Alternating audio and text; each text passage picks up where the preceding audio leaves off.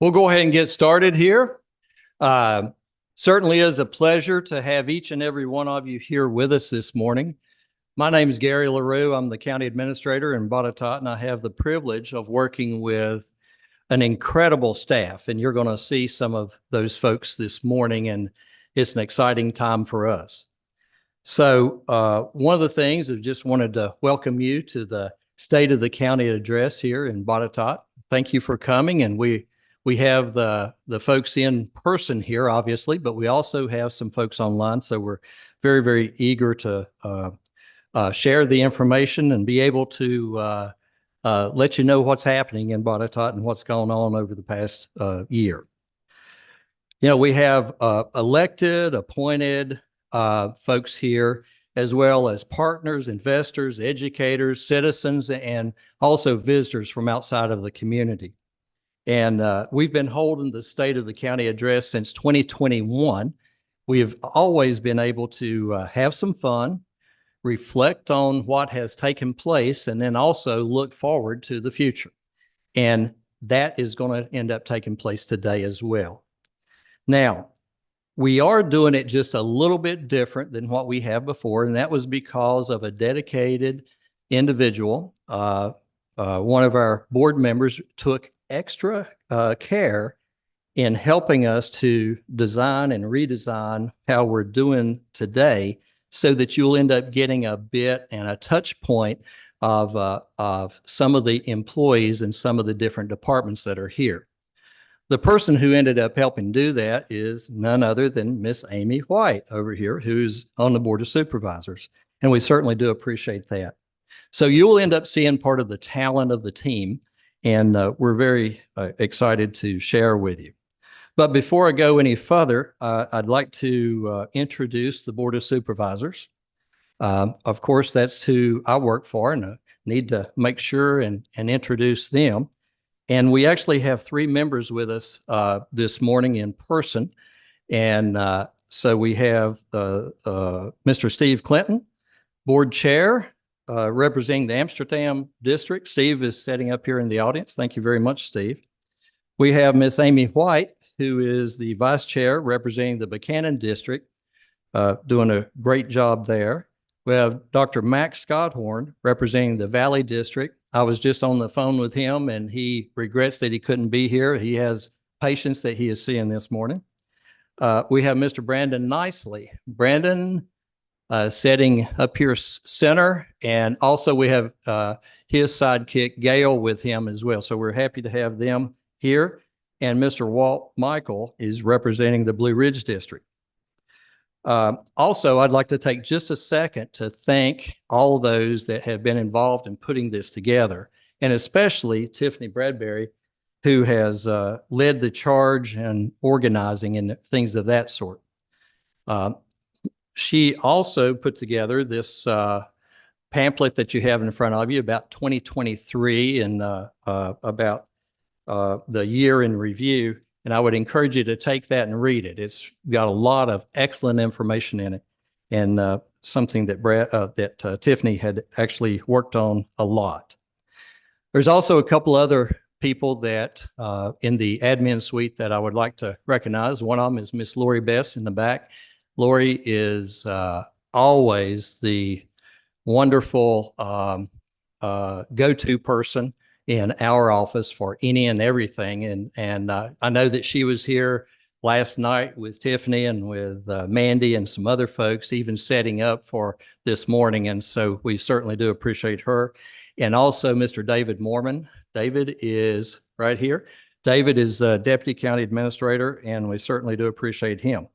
Now, to speed up the process this morning, each speaker will introduce the next speaker, and then we will end with a few questions. And I think Amy will actually conclude the event this morning, and looking forward to that as well. Now, the questions were sent in to Tiffany earlier on the website. They were asked for, so we will address two or three of those questions at the end.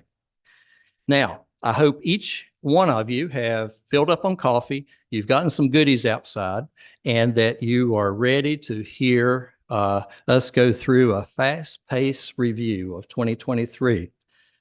We're going to start that off with Miss Amy White, Vice Chair of the Botetourt Board of Supervisors. Come on up here, Amy. Let's go.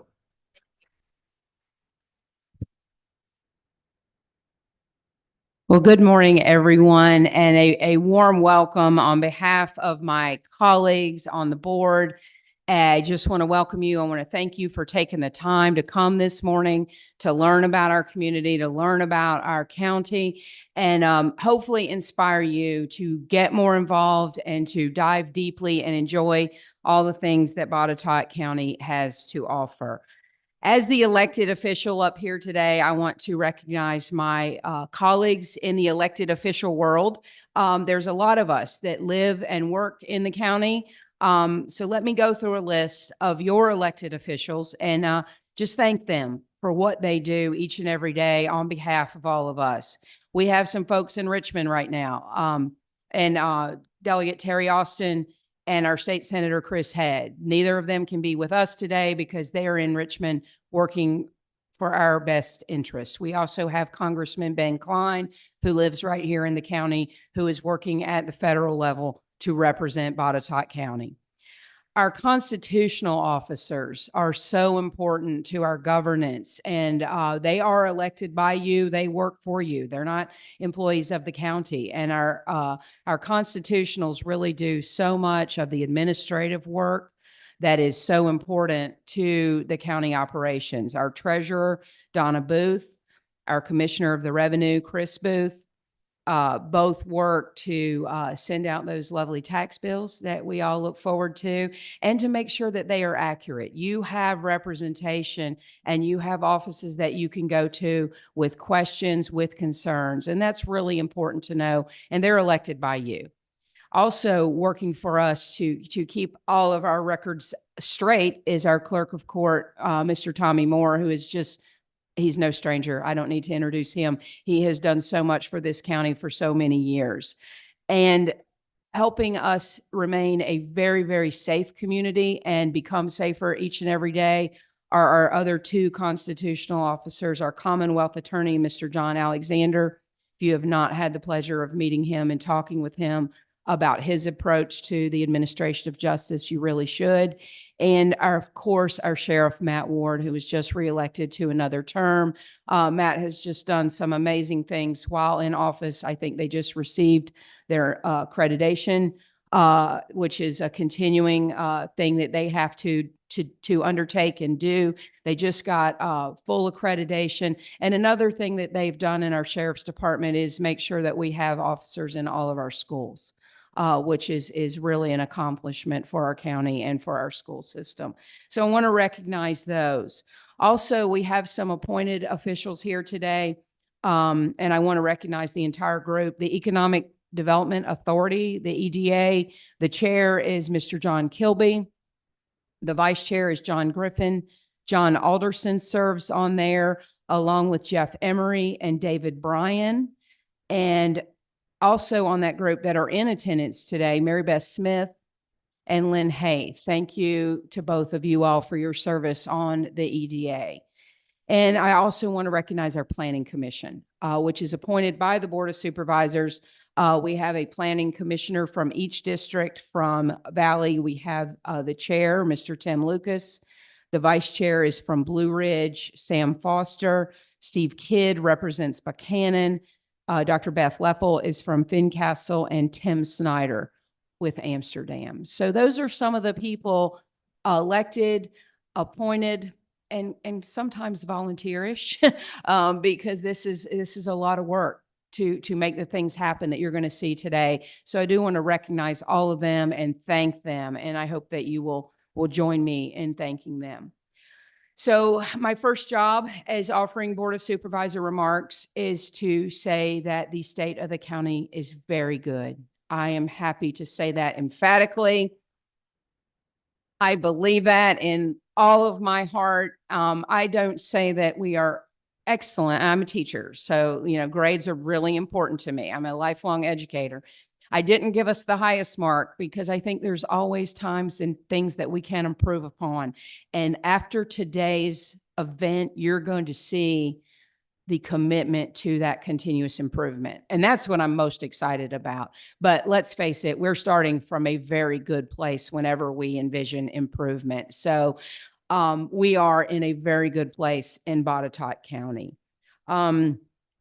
I also want to thank Tiffany Bradbury for this picture, because as you that know me know that this is Buchanan, and that swinging bridge there just brings joy to my heart. So I'm glad that she gave us that picture to start the remarks on.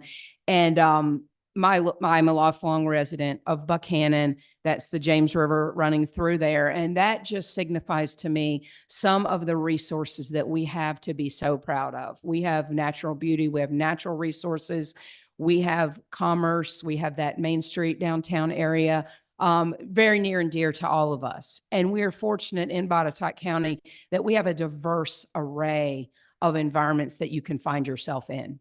If you're feeling quaint, you can come and stroll across the swinging bridge in Buchanan. If you're feeling a little more metropolitan, you can come up to the Daleville Town Center, and everything in between. So we are blessed to have that variety of experiences for our citizens and for our visitors who do spend a lot of time at some of these significant areas. So I want to talk next about a few changes that we've made with respect to the Board of Supervisor meetings. I want to also offer some clarity and some opportunity for you to engage. I think sometimes people are a little bit reticent to engage with government because they feel like it's this thing that's out there. We are not a thing that's out there. We are you. We're here with everybody. So we have made a few changes to the structure of the meetings. I know the time that we pick for the meetings is never going to suit everyone. We try to accommodate people, but we also have to accommodate the business that needs to be attended to. So we have a meeting the fourth Tuesday of every month, unless there would be an extenuating circumstance. And I've been on the board now for 3 years and never has a meeting been canceled. So we have the fourth Tuesday of every month at 2 p.m. We begin our meetings. Sometimes we have public hearings at 6 p.m. Those usually involve planning and zoning, which you'll hear a lot more about in a little while. But if it is a public hearing, the public can speak. That's what a public hearing is for. So I want to make that clear. If there is a public hearing on the agenda, the public will have an opportunity to address that particular issue. We always publish the agendas on the county website. You get the agenda about 5 minutes after I do. I think they are emailed to the board and immediately posted on the website. So if you're interested in what's going to be discussed at the board meetings, there is a full agenda with all the supporting documentation. And I thank some of you for reading that. And I know you're reading it because I get emails like, why is this report 126 pages? And I'm like, because that's how much detail goes into some of these things. So please feel free to look at those agendas and then go to the supporting documentation for the items that you're interested in. Citizens can attend the meetings virtually. We live stream those on a YouTube channel. There's always a link to that. We do not have interaction with our virtual attendees, but you can listen and watch all the activities of that particular meeting.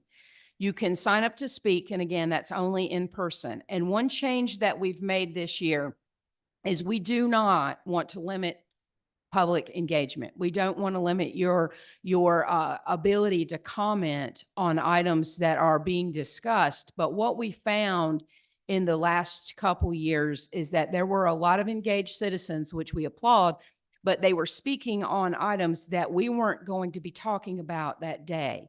So it was a little bit distracting to spend an hour listening to comments on a certain topic that wasn't even on the agenda to be discussed. So what we did was we followed another system that's being used in the county. That I will be honest, it was from the Buchanan Town Council meetings that I attend. And I thought what they did was really nice. So they have 2 periods of citizen comment. The first one is for agenda items only. So if you want to speak on an item that we're going to be discussing and possibly voting on that day, you will get to speak at the beginning of the meeting and you can address that agenda item.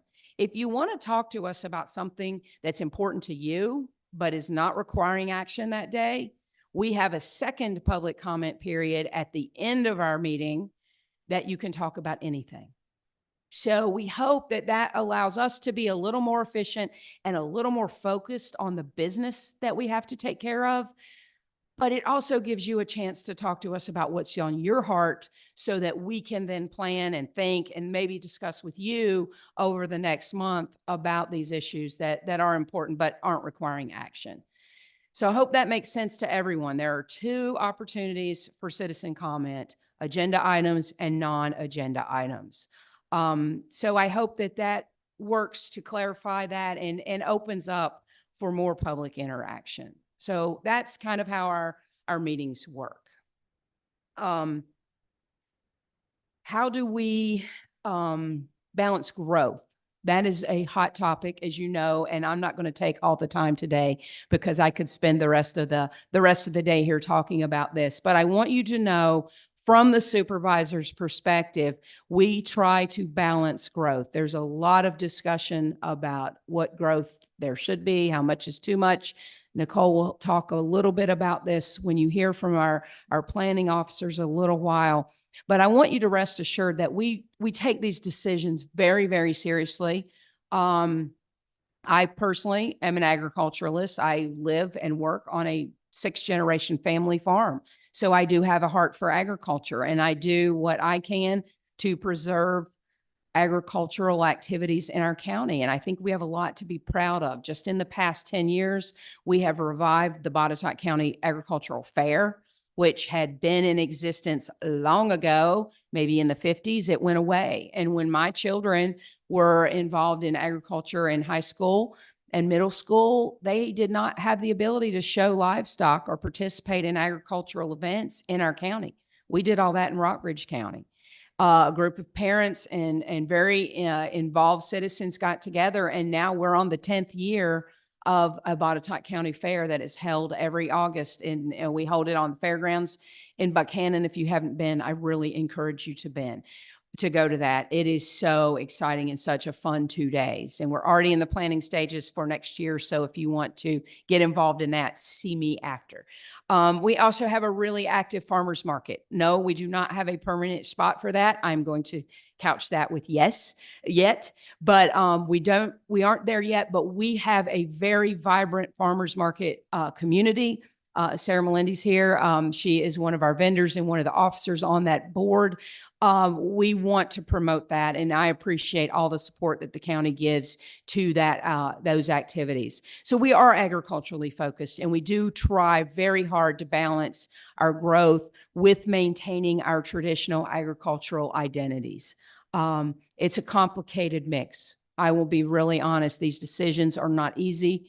I spend a lot of sleepless nights weighing the pros and cons of certain decisions that we have to make. But rest assured, we do appreciate the traditions and the history of our county, and no one is setting out to destroy them or let them be overlooked. So if you have input into those decisions, please talk with us. Not all of us read social media comments, so just because you post something on social media doesn't mean it gets to us. I encourage you to come and talk to us personally. I know in Buchanan, I meet with tons of people at the coffee shops.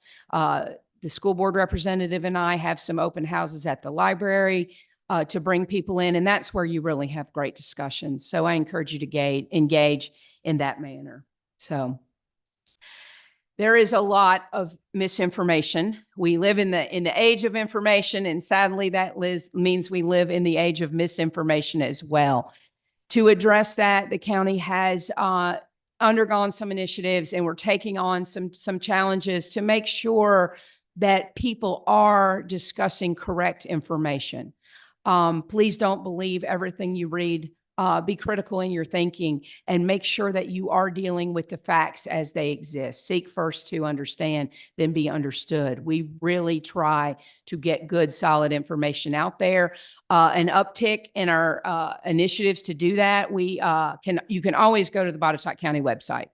And you can sign up on the Botetourt County website to get alerts when there are meetings coming up. If you're really interested in school board meetings, they will tell you when the school board meetings are happening. If you're really interested in planning commission, you can go onto our websites and get alerts when those meetings are occurring. The agendas are always posted. The minutes are always posted. This is all public information that we want you to engage with. There is a Botetourt County social media that Tiffany handles, and I'm sure you'll hear more about that when she speaks to you. We started a new page this year called Botetourt County BoCo Facts for You. And that's when we hear some misinformation circulating. We try to correct that and make sure that the most accurate information is being presented. Again, we live stream all of our meetings, and anyone that you hear from today or anyone that works at Botetourt County, you can contact, and we will try our best to get back to you within a very reasonable time. We want to talk to you. We want to hear from you.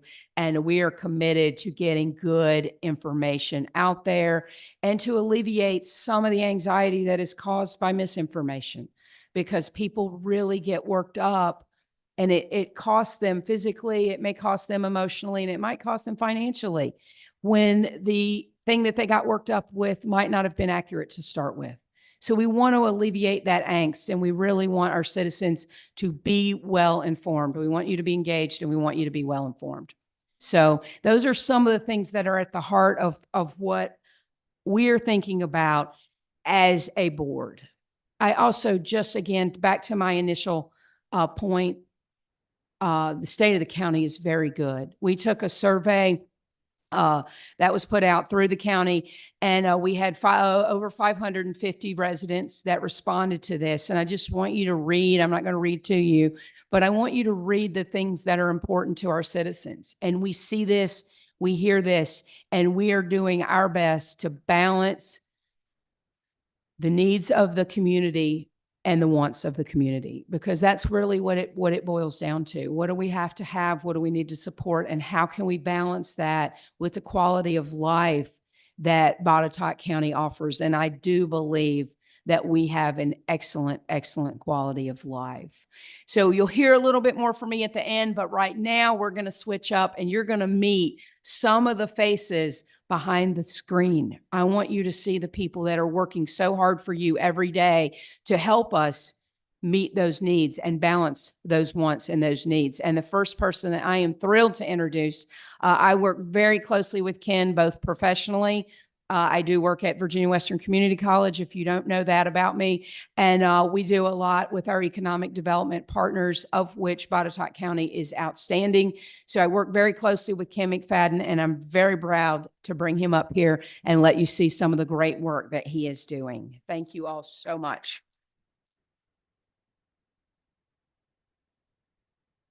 Thank you, Amy. And good morning, everybody. It's a pleasure to be here. I'm Ken McFadyen. I'm Director of Economic Development for Botetourt County.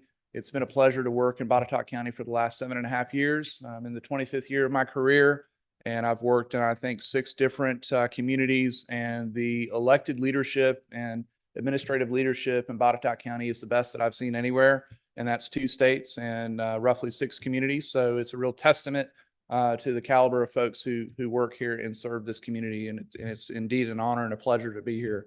I do want to also thank, before I get started, our departmental staff. Luke Campbell is here, and Kim Stewart is our administrative assistant. They do a lot of work that goes unseen. And I very much want everyone to know that that we appreciate the work that typically nobody ever sees. That's really what makes things happen. So wanted to just cover a few things that economic development was engaged in 2023. In March of last year, we had a visit from Governor Youngkin to Eldor, and Delegate Austin helped us to secure the governor's calendar for this visit. And he had a wonderful time touring the production facility of Eldor.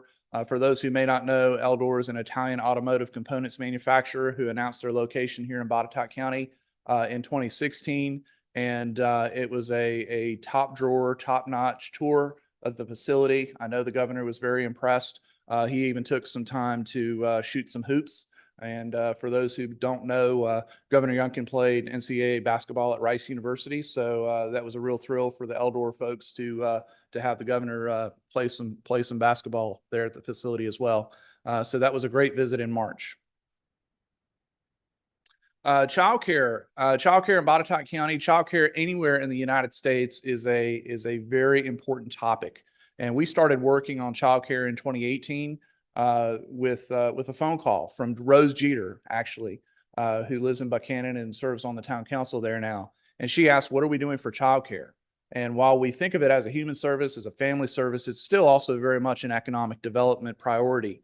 Because if parents don't have a place for their children to safely be while they're at work, then they can't work. And that's the economic and workforce development reality there. So we've been working on childcare for several years. It is difficult. It is difficult in terms of facilities that need to be specially upfitted for childcare use. It's difficult to find providers. The margins are very tight in childcare for businesses to operate. But we've been working on this, and we've been working on this with the leadership of Luke Campbell in the Department of Economic Development. At one point in his career thus far, he managed a childcare facility. So when he confessed that, I said, congratulations. So he's been our point person on childcare, and he's doing a wonderful job. The YMCA is here, and Luke serves on the board of the Y, and childcare and the YMCA is another important connection that we're further developing. So childcare is important. Wonder School is a national business consulting firm, I suppose is a good way to describe them, that have worked with the Virginia Early Childhood Foundation to provide Botetourt County with a pilot grant, if you will, of $21,000 to help a single child care provider here in the county to stand up their business and operation and to deliver additional child care capacity to the community. And this is a result largely of the work that Luke has done directly with the Virginia Early Childhood Foundation. In many, many ways, Botetourt County is a trend center and a trailblazer in many aspects of local government and in economic development, and childcare is no different, because Luke was one of the first localities to reach out to the Virginia Early Childhood Foundation to foster these relationships and to figure out how to address the need. Altec Industries is our next door neighbor here at Greenfield. They are a leading manufacturer employer, not only in Botetourt County, but in the New River and Roanoke Valleys. They're an exceptional company to work with. Everybody there on the team at Altec is wonderful. And in May of last year, they announced their 9th expansion here in Botetourt County since 2001. And that was an expansion of 150 new jobs to bring a new product line in the Altec portfolio here to Botetourt County.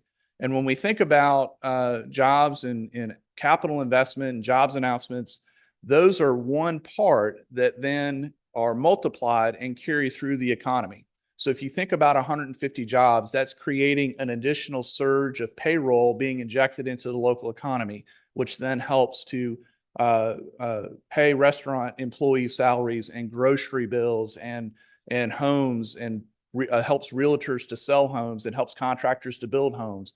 And so that has a multiplier effect. And what we've measured for Altec Industries in their last 2 expansions, one in 2018 and one last year, they have an annual economic impact on the local economy of $196 million per year.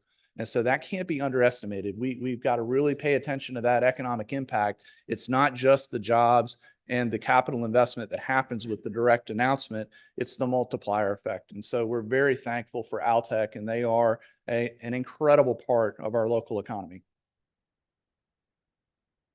So when I came to Botetourt, after Gary hired me in 2016, one of the first projects that hit my desk was to help the town of Buchanan do something with the former Grondike buildings in town there.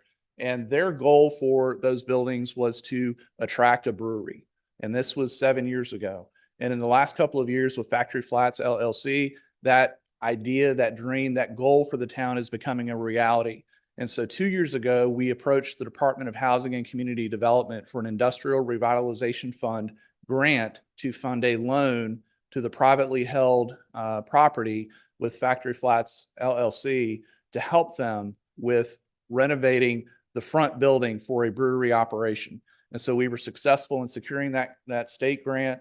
And that grant has been transferred to what is formerly Virginia Community Capital, now called Locus. And they are administering a loan to Factory Flats to help them accomplish the goal of creating a brewery there with a few old goats in Buchanan at the former Grondike properties. And so there we've assisted the town of Buchanan with their #1 economic development goal that they've had for the last several years. And so we're very, very pleased to have been able to assist the town and to assist Factory Flats and a few old goats with this project. So I know we have Mike Ketron and Dr. Russ here with Botetourt County Public Schools. We 2 years ago approached Go Virginia, or actually Michelle Austin serves on the regional council of Go Virginia. She approached us in terms of asking us to work on an application to fund the construction of 10 new welding booths at the Botetourt Technical Education Center. The current capacity of welding booths and the number of students that BTech can teach in welding is maxed out unless they have additional space, additional welding booths. And so we were successful 2 years ago in securing a grant of $166,000 from Go Virginia to assist BTech and Botetourt County Public Schools with installing 10 new welding booths. And the result of this will be that they will be able to train an additional 45 welders over the first 3 years after completion of the project, and 60 additional welders after the first 5 years. And so when we think about manufacturing, welders, machinists, and assemblers, those are typically the key positions in manufacturing. And welding is a specialty here with BTech. BTech's welding lab is one of the only certified welding labs in the nation with the American Welding Society. And so we're very thankful for BTech and for the program that they have there. This project is also in partnership with the Botetourt Education Foundation. And so if any of you, I'm sure many of you know Bob Patterson, he has been intimately involved in this, and he has really done yeoman's work in helping the Education Foundation to do its part to assist BTech with delivery of these welding booths. Supporting small businesses. Botetourt County has roughly 800 business entities in the county. And when we think about those, it's easy to think about the large employers that you can physically see every day. But most, 80 to 90% of our businesses, 80 to 90% of the 800 businesses in the county employ 10 or fewer people. So it's very much a small business economy. And so we recognized that early on when I arrived in 2016, the county's relationship with the Roanoke Regional Small Business Development Center advised roughly 10 businesses in the county, 10 of roughly 800. And so we definitely found an opportunity to grow that relationship, and we have done so. In 2018, we developed this brochure, Botetourt's Open for Business. Hopefully you're seeing this in coffee shops and restaurants and at your libraries here in Botetourt County. This is the roadmap to starting a business. And so we're very proud of having produced this document to help our businesses to start and to grow. And we've also developed a stronger relationship with the Roanoke Regional Small Business Development Center in cooperation and partnership with Heather Fay, who is here. She started with us in 2019 working on small business development and is doing a phenomenal job working with our businesses here in Botetourt County through the SBDC. She's bringing resources to small businesses here in Botetourt County that Botetourt County alone could never be able to do. So it's in partnership with Heather and with the Small Business Development Center that we're able to successfully assist our businesses now. And we went from 10 in 2016. We're now roughly serving, Heather, keep me honest, 200 businesses a year as an estimate. And that's significant. That's 1/4 of all of our businesses. And so that's very important. So if you operate a small business, or you know someone, a family member or a close friend who operates a small business, very much know and convey that we support them and that we're here to help them with a variety of things. So New Belgium Brewing and Voodoo Ranger is the #1 IPA beer in the nation. And they announced that they were acquiring Constellation Brands' facility here in Greenfield in March of last year, and they closed on the property purchase in May of last year. And so they are here making Voodoo Ranger, America's #1 IPA. They're making 125,000 barrels of it a year. And the operations at Constellation Brands, when the previous tap room closed, many people thought in the community that the entire facility had closed. Production never stopped. Constellation Brands never stopped production, and that is what allowed New Belgium to come in and maintain and retain the roughly 60 employees there at Constellation who are now working for New Belgium, and we're now making America's #1 IPA. So we're very happy and pleased to have New Belgium Brewing here and Voodoo Ranger. All of their corporate officers have been here to Botetourt, who we've met, and it's a phenomenal company. They are committed to having a lot of fun running a successful business. They're running in their industry the #1 business in the country, and they have a lot of fun doing it. And so we're very pleased and happy to have them here in Botetourt County. And then the last item I want to cover with you is the gauntlet. So when we talk again about small business development, roughly 8 years ago, the Advancement Foundation, which is based in Vinton, with Annette Patterson leading the Advancement Foundation, developed a stronger relationship with Botetourt County to help our small businesses and folks who want to start a small business to go through a business planning course and then have a pitch competition and win prizes at the end of the spring long session. And so to date, from 2017 to 2023, the Advancement Foundation has helped 39 entrepreneurs in Botetourt County to write a successful business plan that they prepare and they pitch. Luke and I, we will judge plans, we'll read plans, we'll judge pitches. If a contestant needs to make fun of one of the judges, they always pick me. I don't know why, but that's just the way it goes. And they've helped businesses here in Botetourt County to secure almost $250,000 in awards and prizes. And some of that is cash. Roughly $60,000 of that is cash that the Advancement Foundation has provided to Botetourt County-based entrepreneurs. And so if you know somebody who's participated in the gauntlet, you know that they've gone through a top-notch business planning program, that Heather is also an advisor for our Botetourt County-based entrepreneurs through the gauntlet. And so again, these are some of the things that typically the public doesn't see or make the connection with Botetourt County, but we very much want you to understand that we work in a variety of different ways with economic development, and we're very pleased with the results. And we work hard every day. Everybody in this building and everybody with the county team works with our partner organizations to deliver economic development every day. The next person I'd like to introduce is Nicole Pendleton with Community Development. She does a phenomenal job with community development planning and zoning matters. And thank you.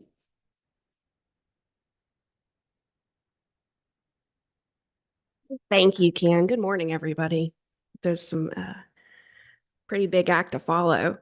My name is Nicole Pendleton. I'm the Director of Community Development, as Ken said. I think the majority of my team is either here in person or joining remotely. So thank you to my team for what you do. Administration, thank you for your support. To the board members, elected officials, and the appointed volunteers, and everyone who gives their time and energy to the county to make Botetourt such a wonderful place, thank you. I generally live for these kinds of events because I love being able to tell the story, but I will be honest with you, and I heard I only had 5 minutes to celebrate the people we work with and who we work for. I was pretty nervous. 5 minutes isn't nearly enough time, so please feel free to reach out to me anytime to learn more about who we are and what we do. Community development is made up of folks who've worked here for 1 year to almost 20. So we're really continuing to experience an uptick in the number of permits that are issued in the county. This 981 permits were paired with over 5,400 inspections. Almost half of the year that occurred with 50% of our inspection staff.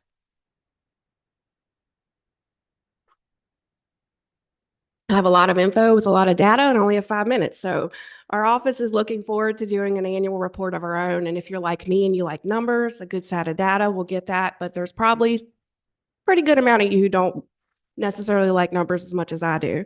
But really, it's important to note that 2023 represents the first year that we have surpassed over $70 million in valuation for completed construction in the county.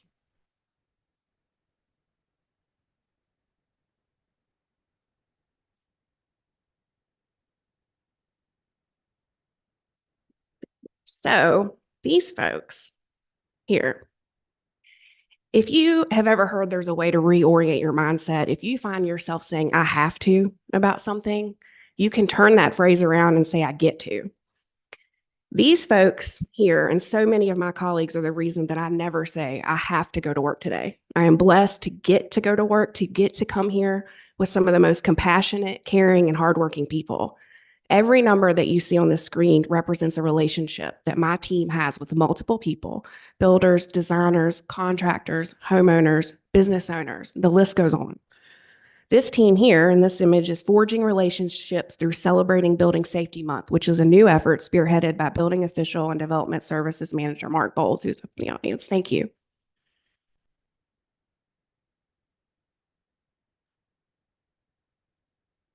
Commercial growth. There's a big list here that is all of these represent the over almost 30 commercial certificates of occupancies that have been issued in 2023. One of the ones that really stands out to me is the Children's Nest Learning Center, LLC. After a tragic situation, the building team and with the first responders were on scene almost immediately and worked tirelessly every day to get that business back up and running, that very much needed service at daycare facility to get those kids back into daycare. And I really appreciate all the work that went into doing that as quickly as that happened.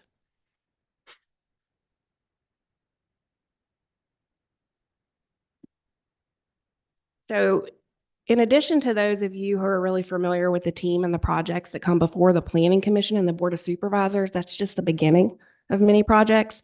And so much of the work goes into getting those projects up and running. Our Planning and Zoning Division is an award-winning group. This year, by a vote of our peers across the state in the Virginia American Planning Association, we brought home the Holzheimer Economic Development Award for the Gateway Crossing Overlay as a tool to implement the vision of the 2016 adopted comprehensive plan. Also, our very own John McCoy received the Foxhound Award for Distinguished New Professional. It's a pretty big feat to be in amongst our state.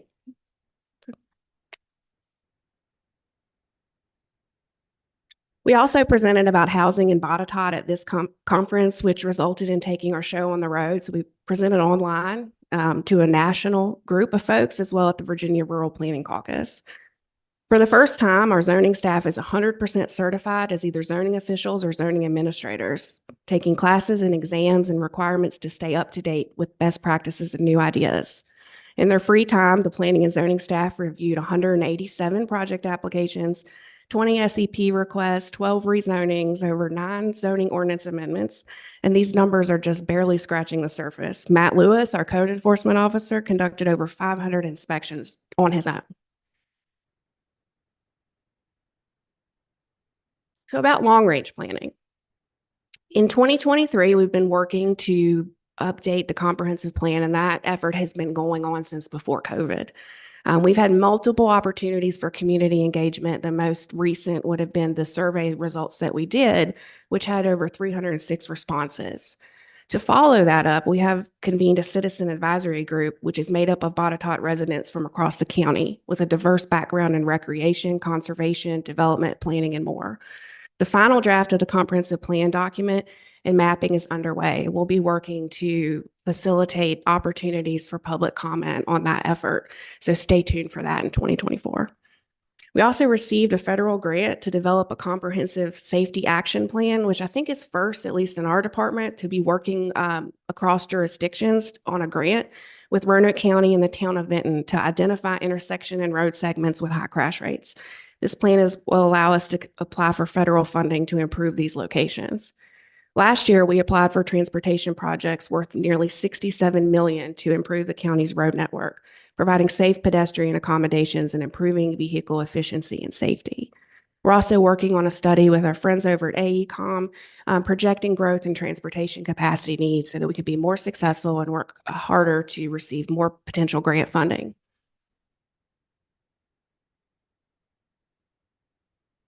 So what I've heard from the community is steakhouse, steakhouse, steakhouse. And I think the development community is listening. Now, remember, your government doesn't pick and choose the commercial ventures that operate in the county or the places that they should go. It's our job to ensure the regulations in the code are first and foremost to protect the health and safety of your community and to ensure that these same codes align with the vision of the community through documents like the comprehensive plan. We're super pleased to hear that the market is in alignment with the community's desires, and there will be 3 or 4 new restaurants where you and I can go get a steak, seafood, a salad, or even a cocktail.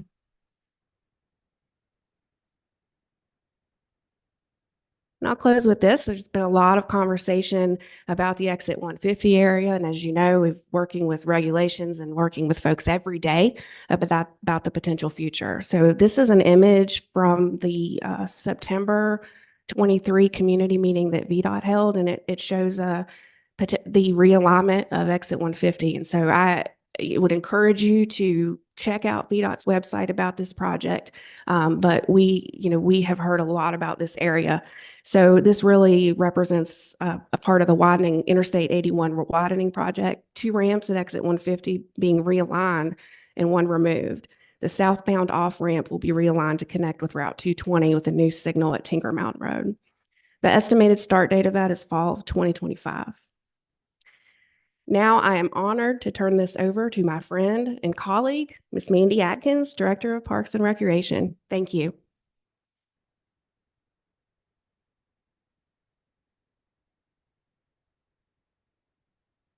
Thank you, Nicole. I have the great pleasure of being the Director of Fun, as I like to say. Our department has a lot of fun and does a lot of work to help better the Botetourt community. Our goal is we want to create a place through Parks and Recreation that builds community engagement, encourages play, and enhances the quality of life. And we might be a small team, but we are mighty, and we do a lot of great work for the community and the families of Botetourt County. So I'm excited to get to tell you a little bit about what our team has been up to. Most of you, if you're local to Botetourt County or you have had children come up through Botetourt County schools, you have likely participated in some kind of youth sports through the Parks and Recreation Department. In 2023, we had a great number of participation. We saw our highest participation in 2023. We have seen participation increase 3% in the past year over our 8 recreation programs that we provide. We have 2,218 youth who are registered in those programs, and that is 607 volunteer coaches who volunteer their time to teach those children in those programs. Across those 8 recreation leagues that we provide, that covers 219 teams, thousands of hours of practice, and 1,024 games that have been played. Chris Mundy and Shantae Wade from our team manage all of our recreation. In addition to that, they manage all of the parents and the families and the coaches that participate in recreation, and they do a phenomenal job at providing that service. We truly believe that the power of sport can change a child's life.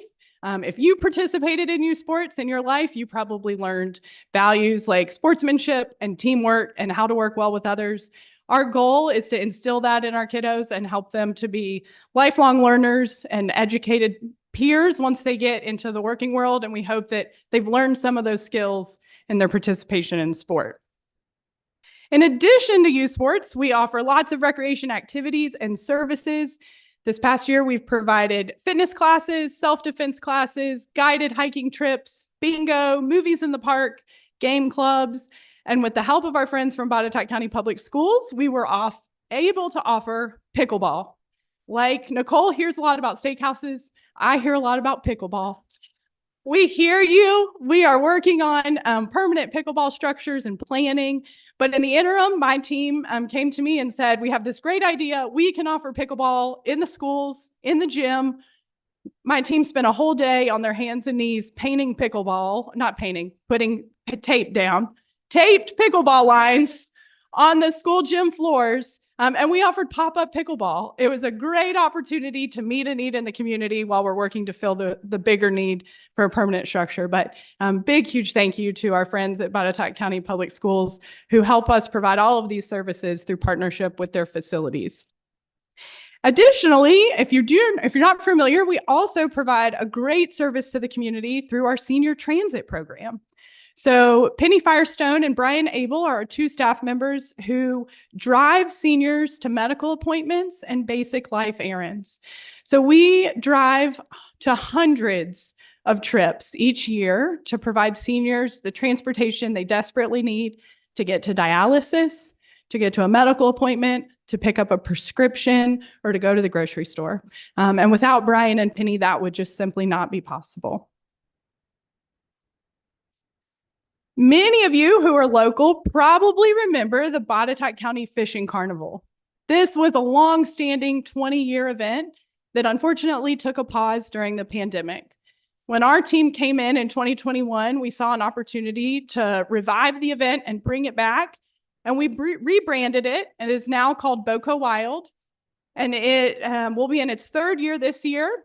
But BoCo Wild has the same love and tradition of the free fishing that children have experienced for over 20 years at the Fishing Carnival.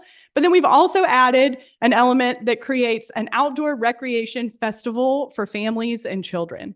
And so this event includes paddling, water safety, canoeing, fishing on the river, hunting education, boating safety, rock climbing, and so much more. So we invite you to save the date for June 8th in Buchanan. We will be back at Buchanan Town Park for BoCo Wild in 2024. And then last, but certainly not least, the Botetourt County Sports Complex continues to serve thousands of families each year. Shelby Bryant manages the sports complex for us. And if there is a guest or a visitor in the sports complex, I can almost guarantee you that Shelby is there too. We hosted 25 tournaments over 31 weeks in 2023.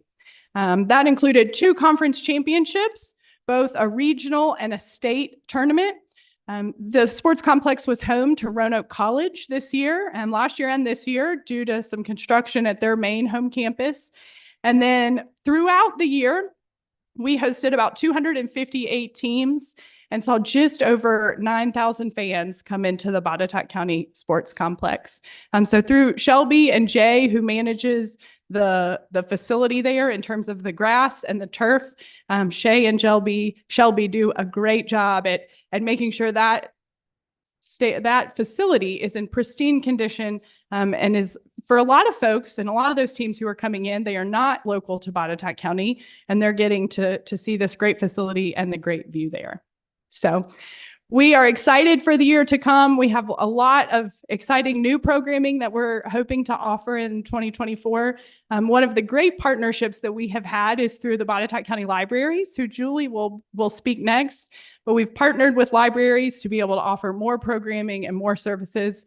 So I'm excited to introduce to you my dear friend and colleague, Julie Phillips.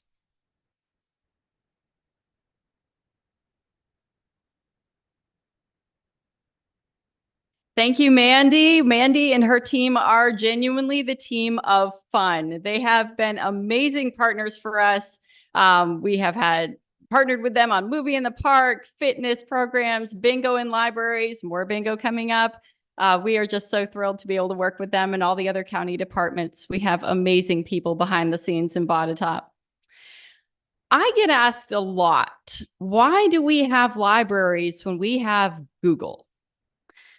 Yet in 2023, our public library staff answered over 33,000 questions about reading, research, and more. That's nearly one question for every resident in Botetourt County, and over 100 questions every day that we were open.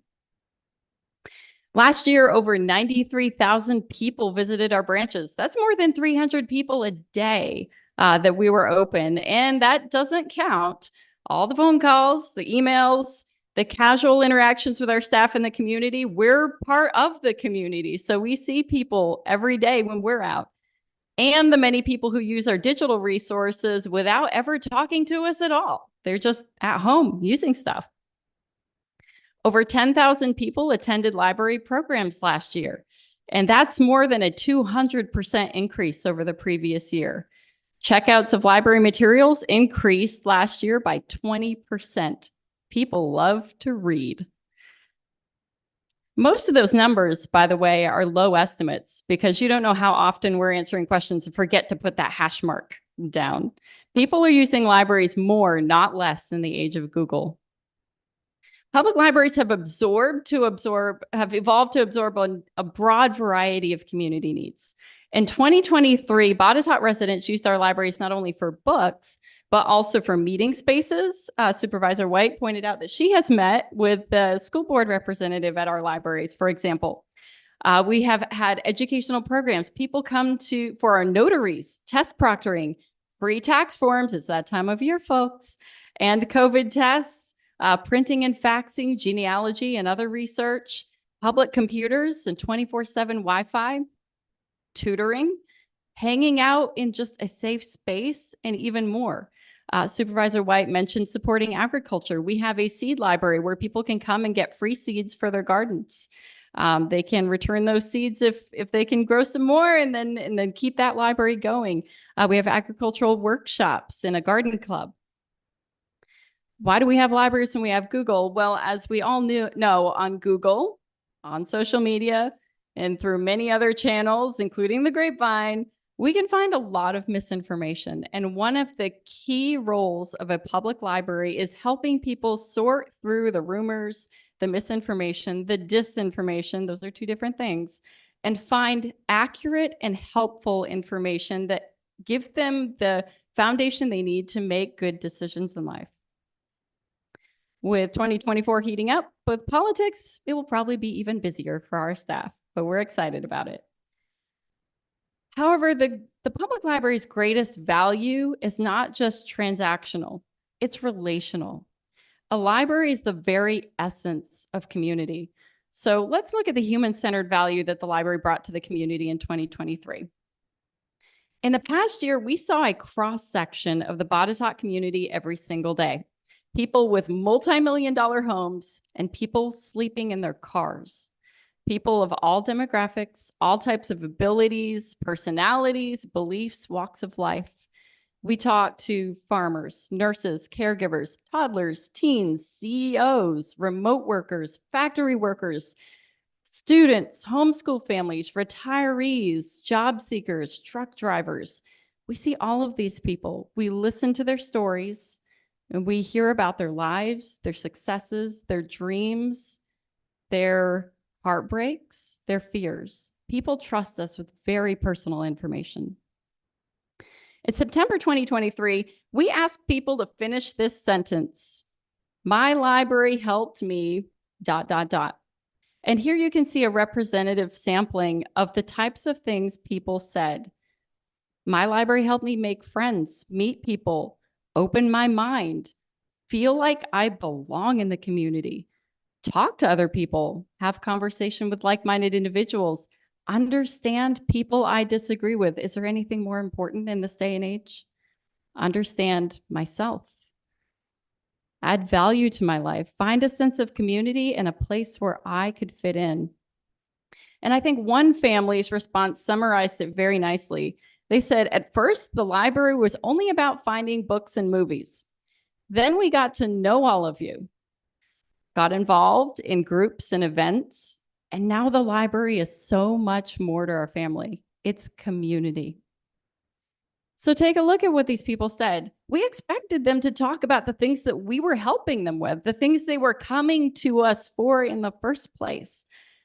They were coming to us throughout 2023 with a number of personal needs. Our library successfully helped people find and secure jobs, plan trips, get medical help, learn how to use computers, obtain financial assistance, file their taxes, find new books to read, research complex issues, get help with their homework, so much more. We help the people through really huge life changes. We know the real life positive impact we make in the community every day, but what people remember is how our caring staff made them feel when they came into the library. They remember the freedom of mind and the social connections they formed in our spaces. When someone walks into our doors, we want them to know you matter. During a time when people are afraid to step outside the lines drawn for them, we offer a safe space to explore a world of ideas freely. In a society that is increasingly polarized, we bring people together across differences. Last fall, one mom told us, "My kids were so good at the doctor today, I gave them the choice of candy, McDonald's, or the library. They chose a library visit," which I think is the highest compliment we could receive. Why do we need libraries when we have Google? Well, we're still confident that a librarian can find you better information than a search engine any day. But the real magic is in the people. In the end, 2023 taught us the community is all about relationships. We look forward to building even more community connections in 2024. And now I'd like to introduce you to someone who sees the community and all of us in the community, and sometimes what are our worst days? The people we rely on most to keep us afloat when things go wrong. Jason Ferguson, Chief of Botetourt County Fire EMS, and a fantastic coworker. Thank you.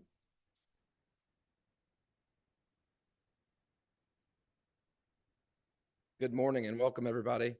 I've had the pleasure of serving with the Botetourt team for 23 years now. And if you haven't heard what's resonated thus far, there's a lot of passion, there's a lot of teamwork, and really it's just a home for me where I get the opportunity to work with all these amazing people as part of my role behind the scenes. So just wanted to give you a little bit of background on who we are and what we do. We are definitely one of the most complex portions of the Botetourt local government structure, in that we're a volunteer group. We have career staff, and we're what's considered an all hazards department. That means whatever the emergency, we should have some level of capability, training, and resources to help with that. And you'll see some of the examples of that through my brief presentation. What we do is serve the community however we best can.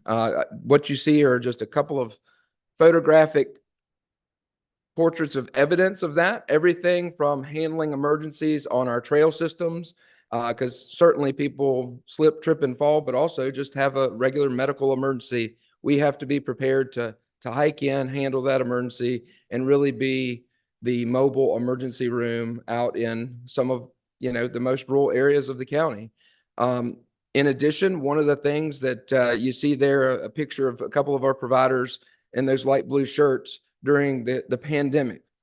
Whether a believer of the vaccine or not, one of the things that we had to make sure of, we stepped up and became public health, not an arena for fire and EMS typically, but over 1,000 COVID vaccines were placed in residents' arms throughout the pandemic as a means of helping folks that couldn't let their families into their homes because they were fearful of what might happen.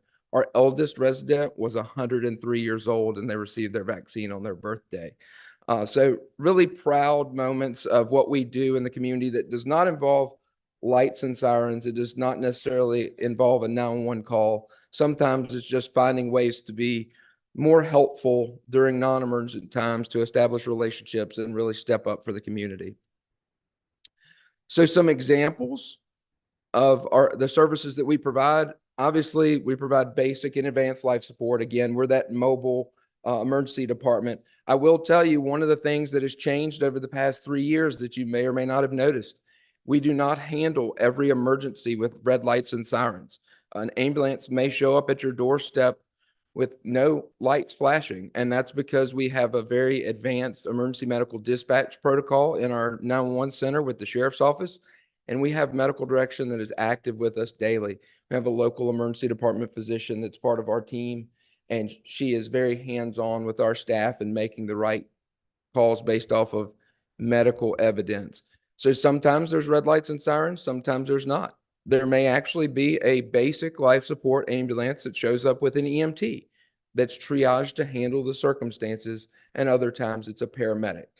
So we're ever evolving with our community. We try to stay up on the trends for pre-hospital emergency care, as well as fire and hazardous materials and all the things and stuff that we can get into, because certainly we have to be the Swiss Army knife of the public safety sector. In addition, we're working on special hazards training and preparedness for how do we respond to and react to natural disasters. We have a active swift water component of our team because we know that we're prone to flooding. We work on emergency management components. Our emergency manager, Daniel Murray's in the room with us this morning, as well as our fleet manager, Ben Meadows. They're integral parts of the team that may not be on the lights and siren side, but certainly are helping keep the gears turning in the background. Additionally, we're trying to work on ways to reduce the community's risk, whether that be education on slip, trip, and fall hazards, because I can tell you the leading response on the medical side is falls, and that's really nationwide, but it's no different here, as well as things like smoke or fire alarm installations in the home. We partner with our friends at the sheriff's office and go to the senior focus events and try to identify folks that don't have at least one smoke alarm per level of their home. And then we work with insurance companies and other folks that donate smoke alarms, and we will come out and install those. Again, a preventative measure to save life first. We do offer a Citizens Academy. So if you ever see that advertisement, we would love to have you. It's a multi-week, 1 night a week adventure into what we do. And we do some hands-on and some interesting things to give folks a little flavor about what our business is all about, and hope to spark some volunteer interest that way. From a calls perspective, in 2023, there were over 5,000, almost 5,500 unique incidents throughout the community. 4,700 of those were in Botetourt County, but we're also a community partner with our surrounding jurisdictions, right? As many of you know, the Reed Mountain Fire Station for years was a joint venture between Botetourt and Roanoke counties. So we're positioned across the street from folks that may live on the opposite side of the road and don't live in Botetourt. They live in Roanoke County. But our mission is obviously to save lives, protect property and the environment. And we're going to do that however we can in mutual and automatic aid agreements with our surrounding partners. The graphic that you see there, that's just what we call a heat map. So as you can tell, most of the heat intensity is on the southern end. It kind of creates an arch or a crescent from Blue Ridge into the Daleville region. And then, of course, the population centers, that's where demand is going to be. So we don't find anything atypical there. In terms of the types of incidents, just like the nation, fire and EMS organizations primarily handle emergency medical type responses. You can see that, basically 75% of everything that we do in some way, shape, or form at a minimum involves dealing with a medical or traumatic emergency. That doesn't mean that requires 1 ambulance and 2 people. There are a lot of events. I know even last night there were questions about there was a flurry of activity in a rural segment of the community. If we have a cardiac arrest in Botetourt County, we're sending the local first due fire company. We're sending 2 ambulances, the closest one and a second one to support that team, and a paramedic supervisor, because we're trying to mobilize the same team that you would experience in like an emergency department, because it takes all hands to try to attempt to resuscitate somebody in cardiac arrest and various other emergencies. So just because there's a flurry of activity doesn't mean there's a big building on fire or there's lots of lives at stake. It may be 1 life at stake, but we take all of that seriously.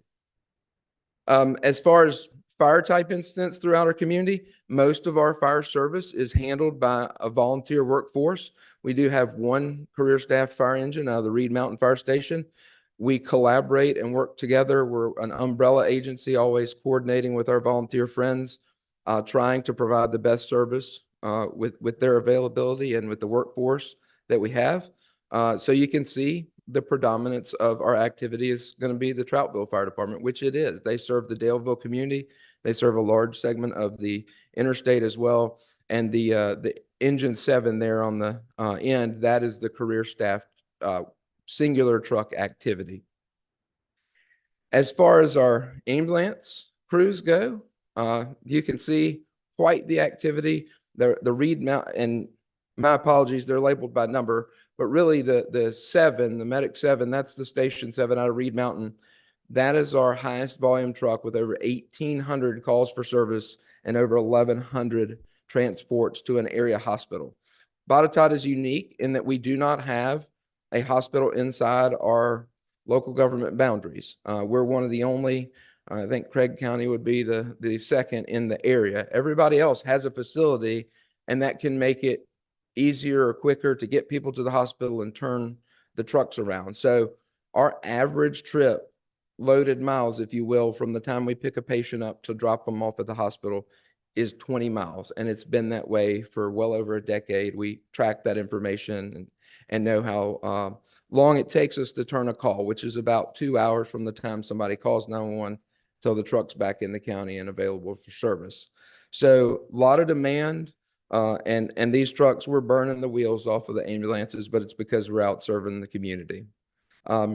So with that, we'd love for you to connect with us. We're always trying to reach out to the community, do creative things. We did a fire prevention art contest this past year, which was an amazing opportunity for the youth.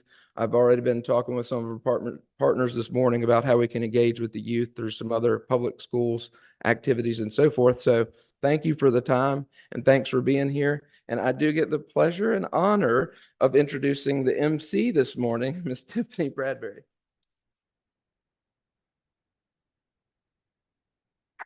All right. Y'all still with me? You good? Everybody good? I am the talker, but I'm not going to talk for that long. Okay. I am Tiffany Bradbury. I'm the Director of Communications here for Botetourt, and I have been with the county only about 2.5 years. So that's when Gary and David, I met with them and they were like, yeah, we want to start a communications department. So I'm like, cool. Like I've lived in Botetourt for 21 years. This is awesome. So I get to work with some amazing colleagues, and some of my job is to make sure that I'm telling their stories. Okay. And to make sure that you guys know what's going on from a government perspective. Okay. So we're going to talk a little bit about what we do, maybe a little bit about what I don't do. Okay. Because I am one person. So I always say, give grace, right? But we try to keep the public and our county employees, because it's just as important for me to make sure that our employees know about something that's happening before it hits the 6 o'clock news with our fun media partners here. And I also want to make sure that I'm a resource for departments to say, hey, you know, we've got this initiative coming out. We need some community engagement around it. How do we get it out to people that need to know about it? And I mean, you guys aren't inundated at all. Are you by information that's out there? By a show of hands, who's on social media out here? Everybody, right? And you get a million things, and sometimes those little targeted ads and those cookies that follow you too, right? Okay, so we try to think of different ways to be able to engage with folks, but we still have a lot of people here in our county as well that they don't do social media. Nope, it is not healthy for me. I'm cutting it out. So then we might work with someone like Julie or Mandy to be able to get things out in a good old fashioned way, or our friends at the schools with a flyer or with a stakeholder. Okay, so it's me. And then I have a communications and marketing specialist, which I'm actually interviewing for right now. So I'm really excited about the opportunities there. This is our focus. I'm not going to read all this to you guys because you can read, but these are some of the things that I do out of my office. So it's quite a bit. I wear a lot of hats. I always say Jill of all trades, master of none. You guys ever heard that one? But I try to do this. I've been doing PR for about 30 years. And again, I get the distinct honor to be able to tell Botetourt stories. One of the things I'm most proud of is our storytellers, because you guys like watching videos, right? Wouldn't you rather watch videos than somebody just get up here and, as my 13-year-old says, sometimes I yap too much. She says, yap, yap, yap. You guys wouldn't hear this in the schools at all, right? From middle schoolers. So we launched something last year called our BoCo Storytellers, and we were able to tell the story of all these folks behind us here. So those are the Naismiths. They opened up the old jail gift shop in Fincastle. Then Jim Arzigian, he's our middle guy there. I was introduced to him by our Buchanan library staff. He's from New Mexico. He's a retired physicist. He plants himself in Buchanan to help hikers on the AT. So we call him the AT Angel because he's actually hiked it through. And now he's like, I can't hike it anymore, but he wants to give back by maybe taking the hikers a pair of socks or going and picking up their prescription. So what I love about that is that's just showing the essence of the people that visit and live here in our county. And they're pretty amazing. Sarah up there, I got to go to her house. She put me in a beekeeper outfit and we got to tell the story of her business. And I got to watch a swarm of bees that day, which I found that was very unique and relaxing. I hated they were leaving her hive. But, I got to do a lot of those things. So I'm always looking for people's stories to tell. And again, I'm one person, so I can't tell all 33,000 people's stories, but I also like to be able to connect our media partners to people doing things. And then this fella on the end there, Mr. Zach Kelly, who plays for the MLB, came up through Botetourt County Schools and played rec baseball on one of Mandy's teams. Well, probably not Mandy's team because she's a little too young, but he played in Cloverdale. So it was really cool to be able to catch up with him while he was in town rehabbing his shoulder, and he was playing for the Red Sox there. And he was able to tell us kind of what he loved seeing about Botetourt and about how some of the changes are, while still, like Amy talked about, honoring the history and honoring the fabric of what Botetourt County is. So this is how you can connect with us. We're on all these things. X is Twitter. I don't use that quite as much, but we're on all these platforms. And I also would be remiss if I didn't shout out Cheryl up here with Visit Virginia's Blue Ridge. Her and her team do amazing things to be able to tout tourism to Botetourt County, to get out there. I mean, Jennifer that works with you all, she'll get out and like highlight businesses. She'll highlight things to do on the river, things to hike. So we have some great partners. Since again, I'm one person. We have these great partners that come in and really let people know what a special place Botetourt County is. But my door is always open. If you have a question, that's where I work with Gary and the team and with our Board of Supervisors on the BoCo Facts for You page. Like, we want to combat misinformation. We want everybody, I live here too. I volunteer here too. So, and a lot of our folks that work for the county also live here, and they volunteer at church, or they volunteer for their kids, basketball team. So we are, we're human. And that was a big thing of getting to know BoCo. And that's a series we're actually going to be able to launch this year. And then I also, again, remiss Mr. Ken McFadyen, the Right Here in Botetourt County video series that we're doing. And that's where I'm going to be working with Miss Heather Fay. She stepped out to highlight some small businesses. But that's a little bit about comms. But now I'm going to switch gears up, and I'm going to introduce Dr. John Russ. As a mom of 3 kiddos, one that's currently a middle schooler, so y'all pray for me. Pray for me a lot. But him, Mr. Ketron, and Mr. Mike Moser here, who is he is sunshine. I love him. But I'm going to turn it over to Dr. Russ. We're going to stop sharing the screen, and then we're going to get your PowerPoint up. But everybody at Botetourt County Schools does an amazing job. Let's give them a hand. And you can buy me a cup of coffee for that later. Okay. All right. Let me share your screen, and we're going to get him going. But as a mom of a son who's actually in the fire academy now, and a daughter that's graduating Roanoke College, and a middle schooler, all that have been Botetourt County Public Schools, I thank you and your team for all you've done to mold them into the humans they are. So you should be able to, I think we had a little bit to do with it, but the schools for sure. Okay. Thank you. Thank you, Ms. Bradbury. My name is John Russ. I'm the proud superintendent of Botetourt County Public Schools. Ms. Bradbury, I want you to take this as a compliment. The last person in this room I want to follow when I present is you. So remember that next year when you're creating this agenda. I do want to start by bragging on our achievements academically. And I have said this since I got here. When I arrived in Botetourt, this is my 4th year, this school division was in great shape. My job was not to make it better. My job was to not mess it up. I'm proud to say we continue to achieve at a high level.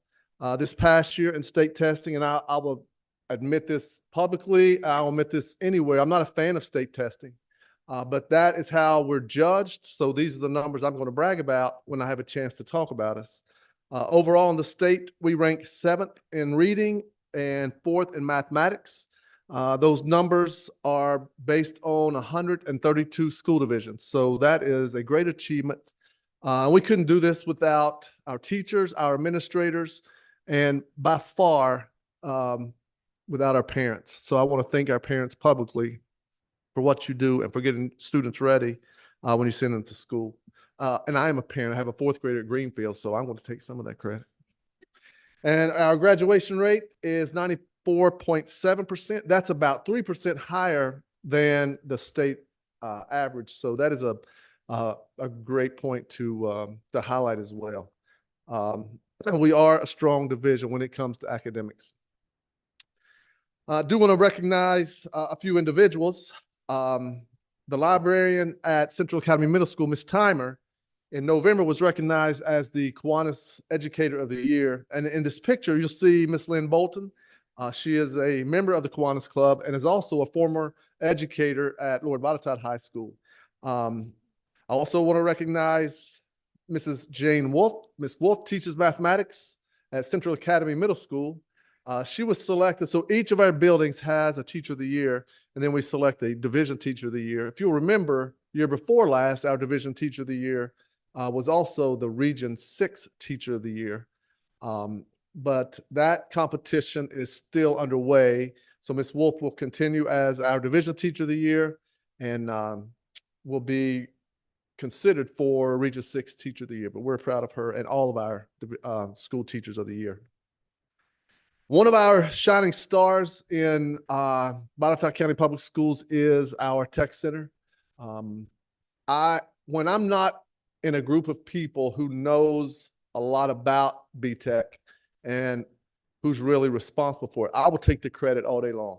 But in this room, I can't even fake that and take the credit. I want to turn it over and let Mr. Mike Ketron speak about BTech for just a few minutes. Mr. Ketron is our, when I arrived, he was our supervisor of BTech and our Tech Center. But I had the opportunity to also ask him if he would consider being the principal of that building as well. He never hesitated, and he is so glad that happened. He now has 2 jobs. But I'll turn it over now for a few minutes to Mr. Mike Ketron.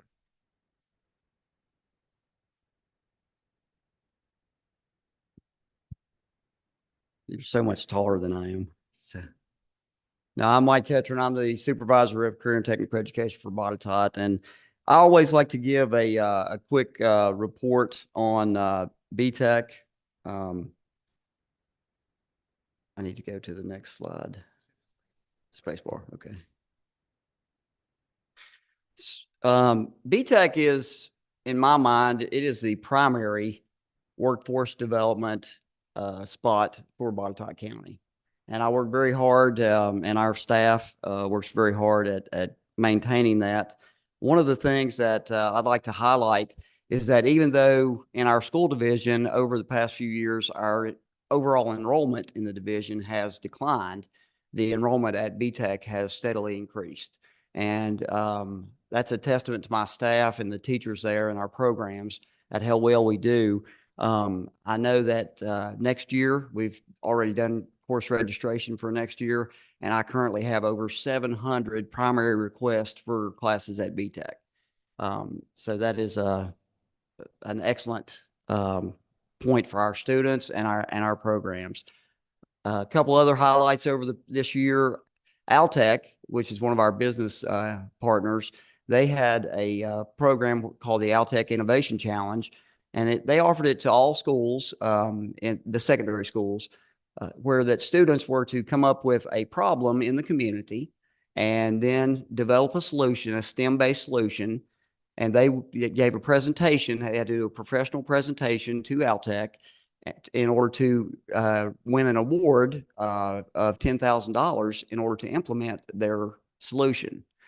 And LB and James River had excellent submissions, but I was betting on BTech to win, and we did. So we have our information systems technology class and our computer science technology class combined with a group of students, and their presentation were involved. We are going to refurbish computers, laptops, and desktops and provide them to needy families in the community for free. And so a lot of people, and I know the county is working on broadband access for everyone.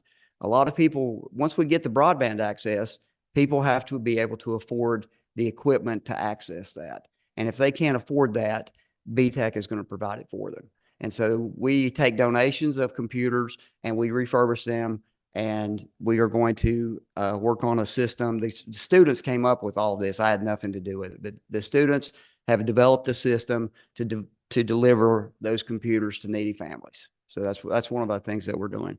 Our welding expansion, as Mr. McFadyen talked about earlier, right now we have the electrical is all installed and the booths are up. We are over spring break. We are installing ventilation and gas lines, and AEP installs the transformer this summer. We will have those booths up and running. And we are expanding our welding program, which is quite frankly the best high school welding program in the country. So that's one of our focuses. And the last thing I want to mention over the past year is our signing day. I know I always invite members of the Board of Supervisors and Mr. Larrowe to the signing day. Last year, we had the largest signing day that we've ever had. Signing day is a recognition of students who have gained full-time employment in industry based on the certifications and education they received at BTEC. Now, we have a lot of students who go on to college and go on to things like that, but I like to recognize the students that are going straight to work full-time in the field that they have gained certifications at BTEC. And last year, we had 31 students who were recognized at signing day that went to 18 area businesses and industry. And so I know Mr. Leary has been there. It's a great event, and I'll invite anybody to come to that because it is a tremendous event for our students and their families. So, and that's the report for BTEC. So thank you.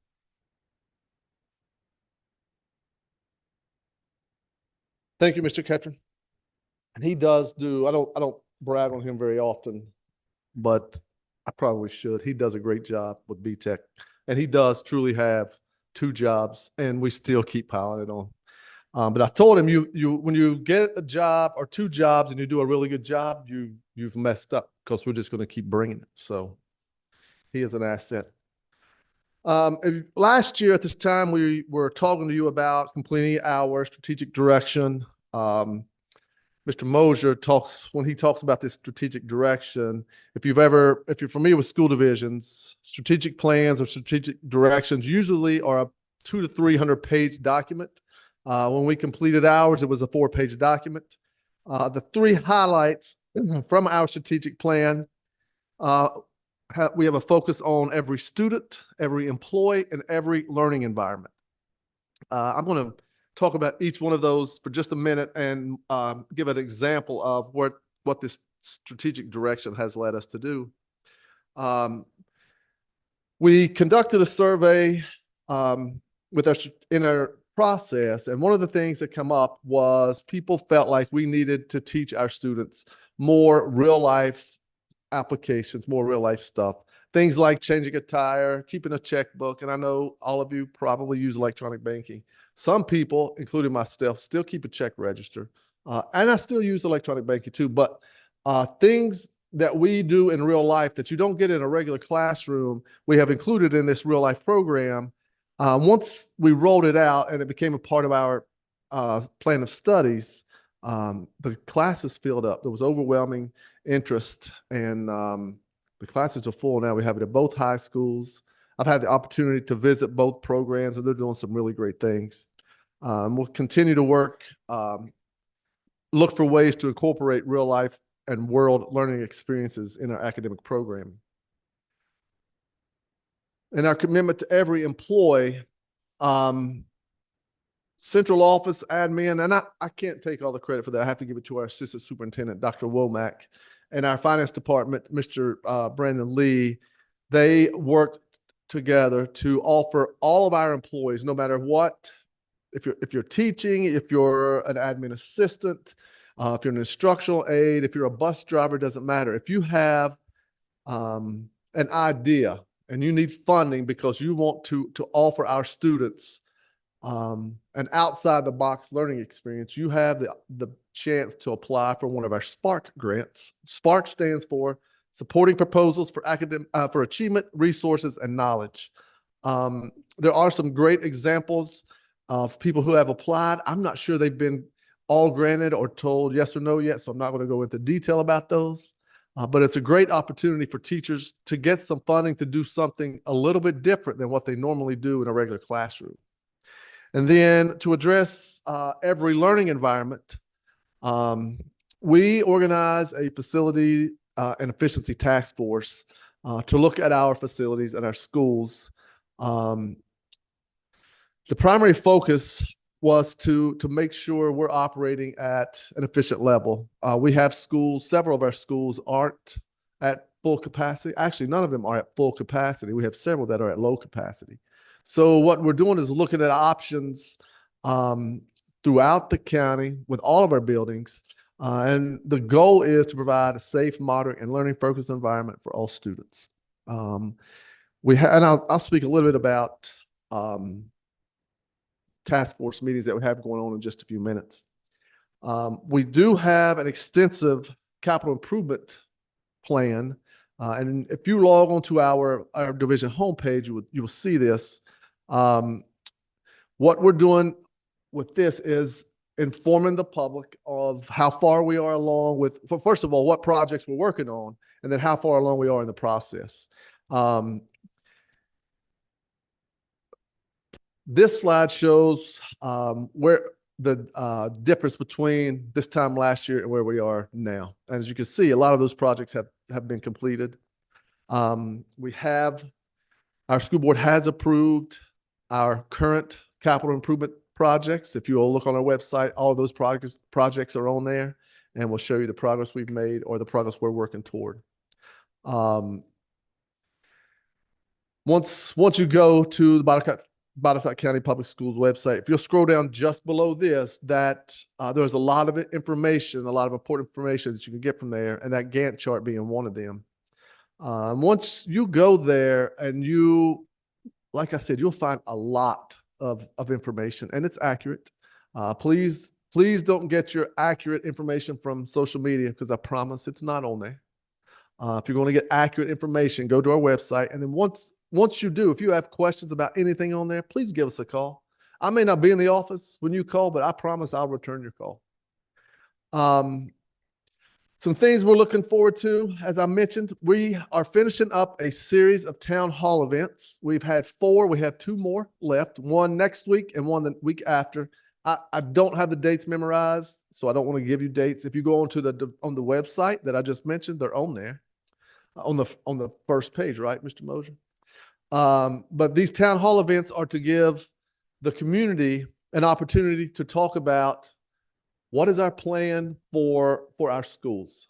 There are several options that are on the table, but these town hall events are a chance for community members to be able to ask questions or to give us your opinion.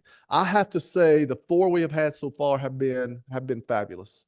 There have been a lot of comments, a lot of participation, but it has been a team effort. It has been professional. We've had Board of Supervisors members there. I want to thank Ms. White. I want to thank Mr. Nicely for attending. Mr. Michael attended one.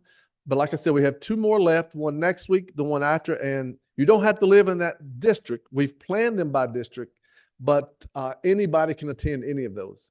The next one we have is at Central Academy Middle School, and then the last one is at Lord Botetourt. So you're all welcome to attend those. And like I said, we do have ongoing capital improvements, was just approved by our school board. You can find that on our webpage. And then I want to take this opportunity to recognize verbally, and we'll make sure we have pictures of all of them on our presentation next year. But I've worked in several school divisions, and if you read the paper, you can hear about several other school divisions and school boards. I can stand here and honestly say I would not trade our school board for any school board in the state. Now, none of them are here, so I'll say this, and they'll hear it anyway. Individually, sometimes it can ruffle my feathers a little bit, but as a collective board, I wouldn't trade them for any board in the state. They are phenomenal to work with. My daughter asked me just the other day, Dad, do you have a boss? I said, I have 5 bosses, but they are great bosses. Anna Weddle is our board chair. Mr. Matt East is our vice chair. Also, the other 3 board members are Tim Davidic, Dana McCaleb, and Jenny Wilson. And like I said, they are all great school board members, they are all board members for the right reason, and that's to make sure our school division is the best it can be. I can't not recognize our communication specialist, Mr. Mike Mosier. If this presentation was boring or anything I've said was boring, you could blame him. But he is the voice. When you get that snow call in the morning, he is the voice you hear. It is certainly not me. And but he does a lot of our communication out to the public. So I want to publicly thank him. And I also want to say to him, don't even think about the job she said she's getting ready to interview for. I'm a little bit disappointed when I first was told I was going to be presenting, then we would all be introducing the next person. When I first looked at the agenda, the next person was Mr. Larrowe. So I was like, I get to say whatever I want. But when I got here today, the agenda's changed. So our next item is answering questions. So Mr. Larrowe, you're off the hook. Oh, well, come on up there. I was fooled.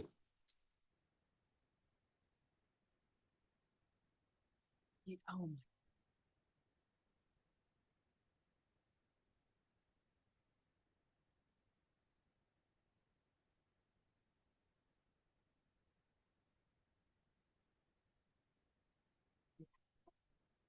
Dr. Russ and I, we work very well together. We both speak deep Southwest Virginia. So we work exceptionally well. But I am envious that he only has 5 bosses. It seems like I have 34,000. And I don't know how that works. We've got 5 direct and then 34,000 indirect. Anyway, I know we're running just a little bit over. And normally someone would apologize for that. But to be honest, with all of the wonderful information that has been provided, I'm not going to apologize. Now, maybe I should, but it was absolutely wonderful. Do you understand why I love to come to work every day? There's so many exciting things happening in Botetourt, and these people are top of the game. And this is not everyone, obviously. This is a splattering of the group. So let's give the whole group a round.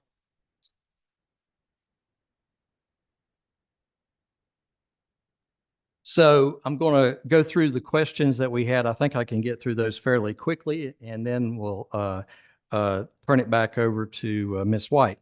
But there was a question came in, when will the first responder radio system upgrades get started? We have a communications director. The Board of Supervisors has approved the purchase of the Motorola system that will tie into the Roanoke system. So it will actually be P25 compliant, I think is what the technical term is, so that the radio system between fire, EMS, first responders, and the sheriff's department, and also the school system and potentially community development would all be able to talk to each other in the process of that. That is a large lift at just under $18 million. And that is the contract has been signed and it's moving forward, and the real work will start taking place in 25. We have already under the contract had to make the first payment. I saw that one come through the other day, about $3.5 million. So it's not cheap. And it's something that you do not necessarily see, but it's something that you do not want to be without. We are running in an antiquated system, analog system right now that's more than 25 years old, and it is outdated and out of life as far as that goes. The next one, who is currently overseeing the capital projects in the county? And actually, he's sitting in the audience. So we actually have Mr. Rich Evans is working on that, and he's leading the efforts with the courthouse rebuild. We're going through some processes to get that back moving forward quickly.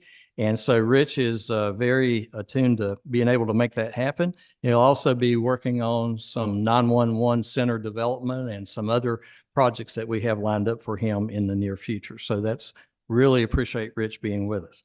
The other question was, where are we with universal broadband in the Botetourt County? Many of you know me, and you've probably heard me say this before. When two or more are gathered together, we'll talk about broadband, and because it's so important to everyone. And one of the things that we started this journey, as Tiffany's got the slide up, back in 2017, well before broadband was sexy. And so we've actually been pushing fiber to the home for a long time, and we are getting closer every single day. We have actually had 3 VATI, which is Virginia Telecommunication Initiative grants that have gone out, and we actually have 2 more in the pipeline. So right now we have CBEC, the Craig Botetourt Electric Co-op. They're serving broadband in some of the most remote areas of the community. We're happy about that. Lumos is kicking it out of the park with their total investment to date is about $38 million of getting fiber to the home. And then we have a very, very small piece of that was associated with CARES funding and also with county dollars, a very small piece of actually making that happen. But it is taking place right now, and I'm not going to get into all of the numbers on that. However, it is absolutely going fast. And if you'll notice out in the community, if you don't get hit by a Lumos truck running up and down the road, you're probably lucky. So, because they are everywhere. The other 2 projects that are in application right now is Comcast has a project in for 473 addresses with 59 miles of conduit. And also Lumos is working with Dominion Energy up in the Arcadia area in the northern end of the county, working on that. And that would serve 623 additional addresses with fiber to the home. And so we're super excited to be able to actually get these projects funded and get that fiber spread out to everyone. Tiffany, I think one of the things about looking ahead was about budget, maybe just a little bit. I think Ms. White would like to talk about that just a second, or had asked me to do that. We are in the budget season. Our budget season actually runs 12 months, basically. We are constantly working on budget. And if you don't believe that, ask Tony Zarella. But what happens is that the budget task force, which is made up of some of these directors and other employees that we have, will be starting to work on their section of the budget next week. That will go for 2 weeks. They'll end up with a budget documents. Then that will end up coming to me.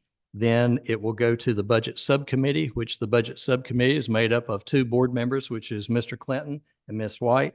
And then it will go to the full budget committee, which is all of the board members. And then they will work through the budget themselves. So there are tons of hours that is involved in budget and in the process of that.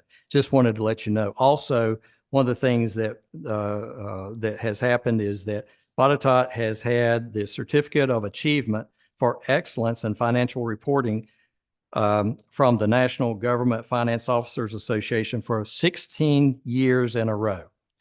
Also, the external auditing has been stellar, associated with Botetourt County. And we just got that report here not too long ago from Robinson Farmer Cox again, with a clean bill of health on the finances. And we've also been able to hold on to our AA1 bond rating from Moody's, which is unheard of for a community of our size. So we are super pleased with the efforts that take place within budget, within finance, and within all of that financial world. Ms. White, I think you have some comments to. Actually, Terry. So following up on the budget, I do want to make sure everyone knows we did receive a report on that external audit that was presented at the December board meeting. If you look at that packet, which again, through the website, you can access that, there is some fantastic information that really distills a very complicated process into some really understandable charts and graphs so that you can know where the money comes in, where the money goes out, and you can track that. It is all public information, and we want you to know and understand that process. We're beginning the new process, as Gary said, so please, feel free to interact with us regarding that, and know that there will be public opportunities for public hearings regarding a final budget when we're ready to approve that. So that process is ongoing, but I was particularly proud of the report that we received and the work that is done in this office. So ask us about budget questions. We know tax season is upon us as well. You're going to be receiving reassessments. That is required by law. We will evaluate those numbers when they are finalized, and that will be part of this budget process as well. So the public will have opportunity to interact with that. The last two things I have will be brief. I appreciate your patience, but like Gary, I'm not going to apologize because I'm proud to be part of the work that's going on here. And I am so happy that we have these individuals doing work on behalf of each of us every day. The first thing I want you to do is a challenge. I have a challenge for each of you. I want you to share this information that you've learned today. If you have seen anything that you question, ask us. If you see anything that you're happy about, please share it around. The other thing, my closing comment will be, I said I'm a lifelong educator. And as an educator, we spend a lot of time with assessment. How do we know that what we're doing is good? My boss is back there and she's laughing at me. She knows. We spend a lot of time measuring. Are we delivering a good product that is going to serve our students and our community well? And you have seen a lot of ways to measure success today. We have seen so many numbers, from Ken's percentage of economic development and investments in our community, to Nicole's number of permits, to Mandy's number of students or kids that are playing on teams. We got a lot of math today, and we can measure all those, and they are great metrics. But I'm going to offer you another metric to think about how we are doing as a community. And it's a personal story. And it's not long. I know y'all know I'm long-winded. But my daughter is 27 years old, and my son is 25. They both grew up here in the county, went to James River High School. And they both have gone away from school. Lindsay has finished school, and she's moved back here now, and she's a working person, which is really interesting to watch. So she's 27 years old. Number one victory for me is she has returned to our community and plans to work out her career in our community. But her and her friend went away last weekend. And again, she was gone for 8 years. They went away and spent the weekend in South Carolina with her college roommate, where she has now moved. And they were in Columbia, kind of big city. This is her college roommate. They went down there for a fun weekend of revisiting. And when those two kids came back into my kitchen Sunday night after their 4-day stay at her college roommate's house or apartment in South Carolina, they both walked in the door, and the first thing they said, "We're so glad to be home." I hope you feel that. You are at home here, and you're at home in our community. So please enjoy your home and be proud of it. Thank you so much for your time today.